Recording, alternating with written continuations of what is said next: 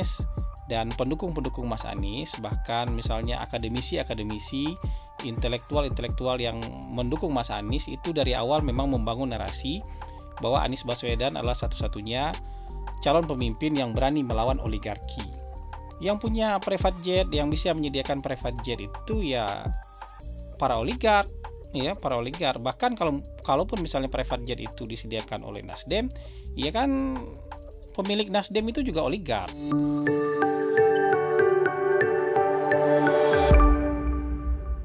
Baik, assalamualaikum warahmatullahi wabarakatuh. Kita jumpa lagi dalam siaran mikrofon Hasan Nasbi, dan sekarang sudah masuk ke episode 78. Kali ini saya ingin membahas soal mencari pemimpin yang masuk akal, ya. Bukan sekedar pemimpin yang akal-akalan saja, tapi mencari pemimpin yang masuk akal. Ini sebenarnya terpicu dari keriuhan 2-3 hari terakhir lah ya.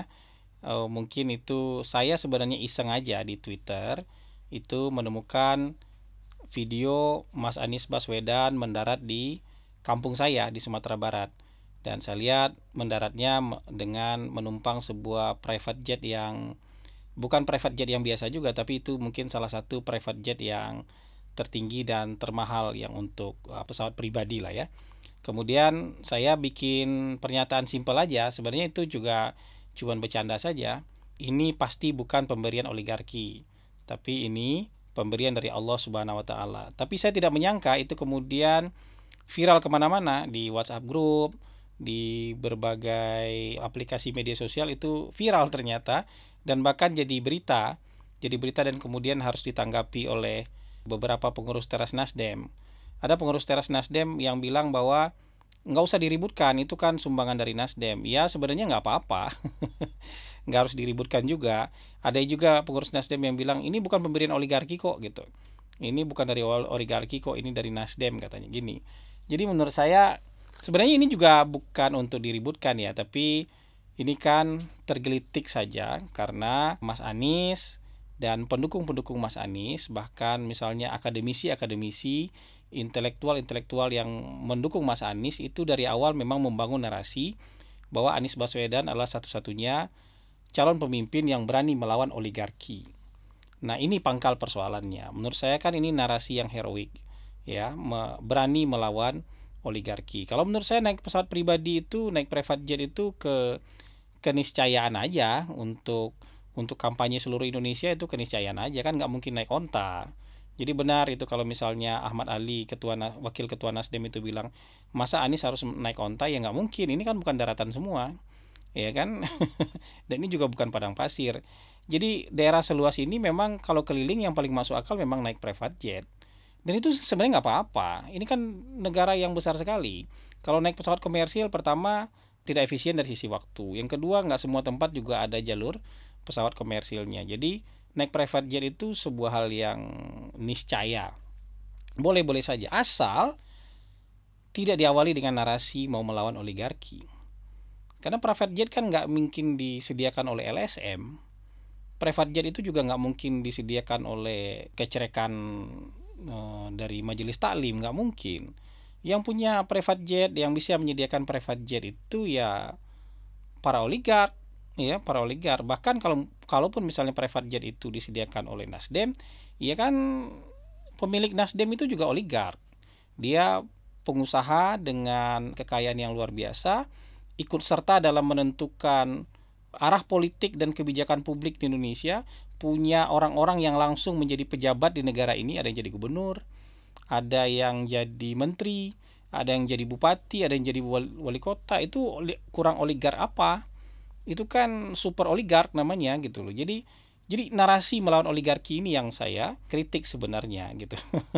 Jadi berangkat dari narasi melawan oligarki, malah akhirnya berakhir dengan naik pesawat jet pribadi.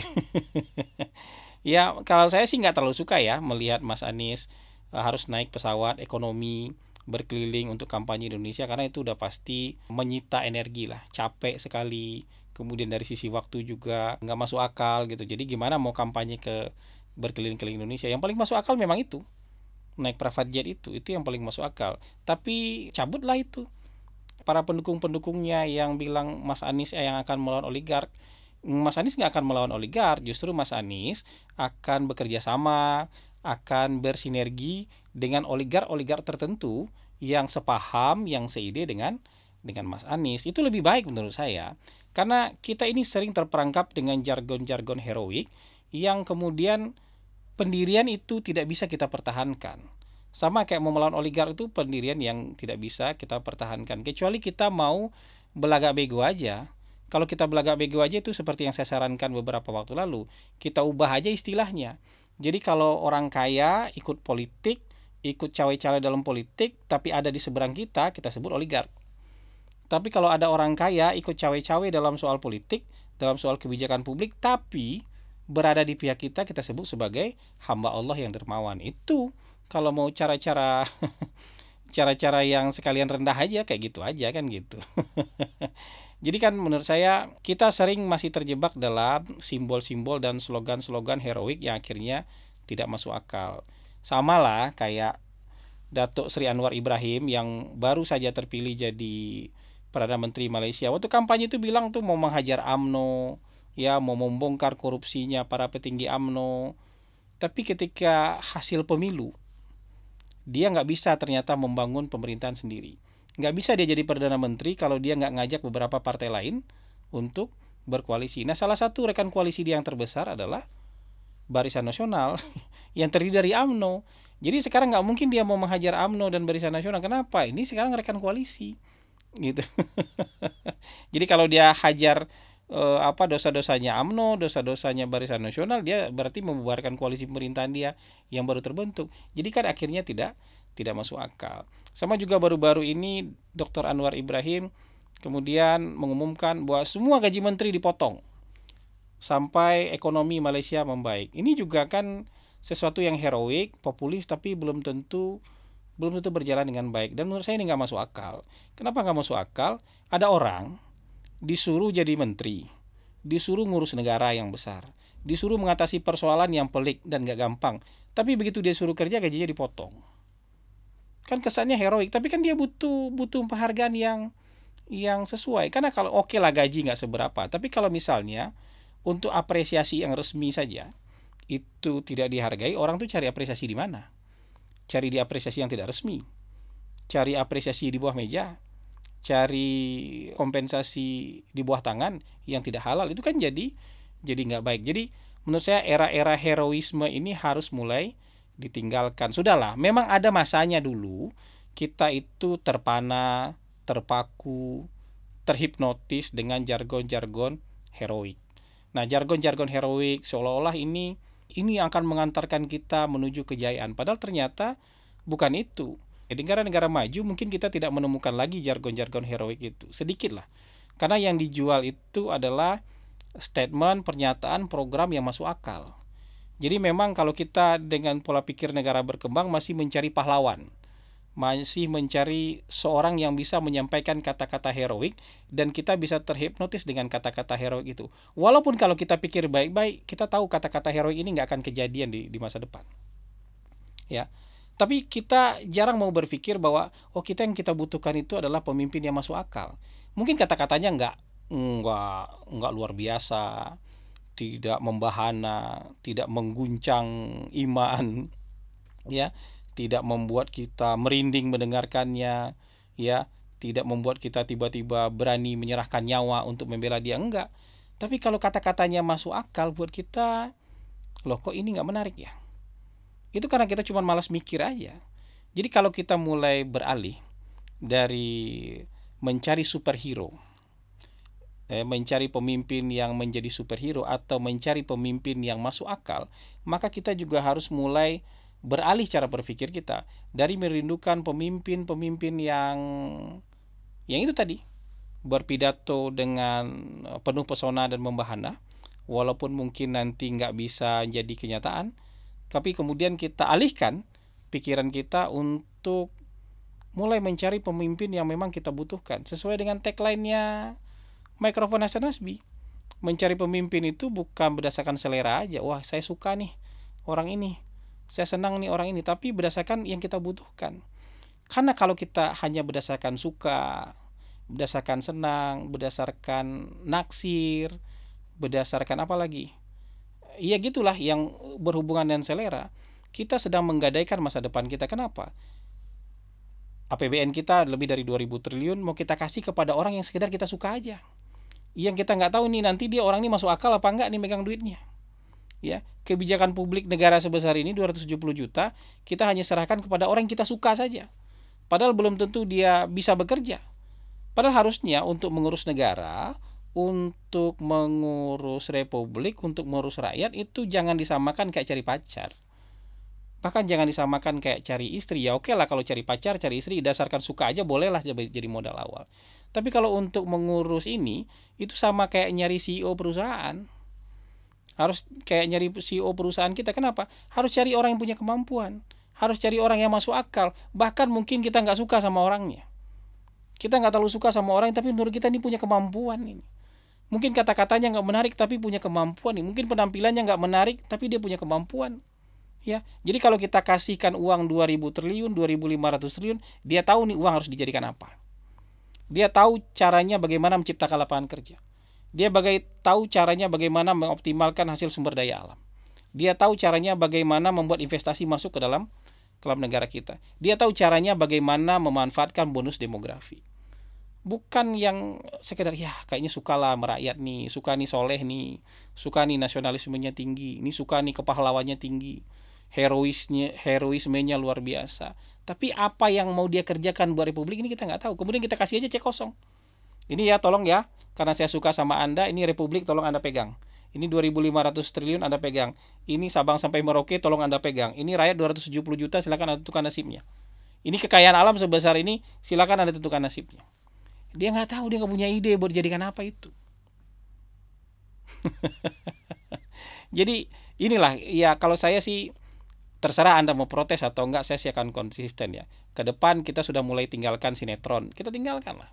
Ya era pemimpin sinetron kita tinggalkan lah. Era pemimpin reality show menarik juga, tapi udah tinggalkan lah itu. Kita cari pemimpin yang terbaik. Kita cari pemimpin yang masuk akal. Yang kalau ngomong mungkin nggak menarik, tapi coba dengarkan baik-baik. Oh, orang ini tahu nggak kira-kira dia harus bikin apa? Atau lihat rekam jejaknya. Coba bayangkan, ada orang yang teriak-teriak nanti kalau saya jadi pemimpin saya akan ciptakan sekian lapangan kerja. Tapi coba lihat rekam jejaknya. Pernah nggak dia menciptakan lapangan kerja? Pernah punya bisnis yang sukses nggak dia? Pernah punya usaha nggak dia? Pernah punya memimpin organisasi yang besar nggak dia? Kan nggak bisa pemimpin negara sebesar ini tiba-tiba muncul dari perut bumi kemudian tiba-tiba bilang saya bisa jadi pemimpin, kan nggak bisa begitu. Nggak ada tuh cerita Satrio Piningit keluar dari goa terus tiba-tiba dia bilang saya bisa memimpin Indonesia, nggak bisa. Kan kita harus bisa lihat rekam jejaknya. Bahkan menurut saya juga kelas sosial penting loh. Pengakuan soal kesuksesan itu harus dilihat juga dengan bukan karena kita matre ya, tapi kan nggak mungkin pemimpin Indonesia muncul dari kelas gembel, nggak mungkin. Dari kelas bawah itu nggak mungkin. Jadi kalau ada pemimpin, kalau buat saya ada calon presiden Indonesia yang laporan kekayaannya entah itu benar atau enggak di bawah kekayaan saya, buat saya itu nggak cocok jadi pemimpin. Karena nggak terbukti buat dirinya sendiri aja, buat hidup nggak terbukti. Saya lihat ya kalau Mas Anies lebih miskin daripada saya kalau laporan kekayaannya. Mas Ganjar juga laporan kekayaannya lebih miskin daripada saya. Jadi maksudnya kita bagaimana gitu untuk sesuatu yang tidak proven, itu kemudian orangnya kita nggak mampu memimpin.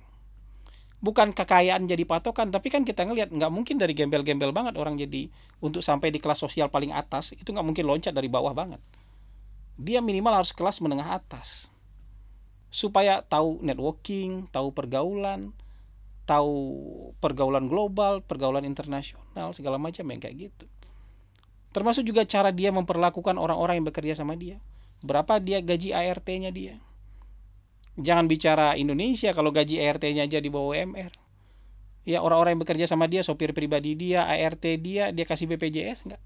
Karena begitu dia jadi kepala negara, dia wajibkan semua warga negara jadi ikut BPJS loh. Nah sementara dia sendiri sebagai pemberi kerja nih, kepada ART, babysitter, sopir dia kasih BPJS enggak? Ya, kalau gaji sopirnya aja susah gitu ya, di bawah UMR jangan keluar-keluar jadi presiden. Itu buat saya kata-kata heroik itu juga harus dibuktikan dalam keseharian orangnya. Benar nggak dia gaji orang yang kerja dengan dia itu dengan cara yang masuk akal? Kalau nggak, omongan dia jadi nggak masuk akal. Kenapa? Untuk hal kecil aja dia yang kerjakan yang nggak masuk akal. Gitu. Makanya dulu saya bukannya sombong, saya kasih tahu gaji sopir saya di salah satu akun media sosial saya. Biar apa?